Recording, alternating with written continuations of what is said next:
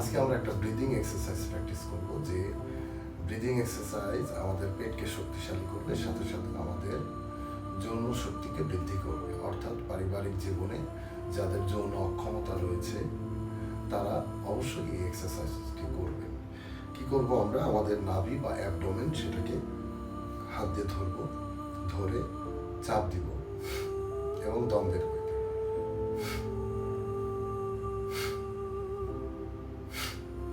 ভালো মতো লক্ষ্য করুন, আমি কিন্তু দম ছেড়ে দিচ্ছি।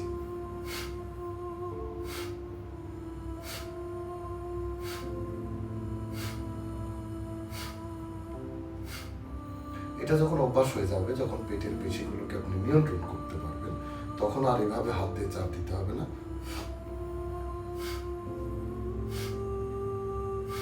ফোর্সফুলি এভাবে আমরা কি করব?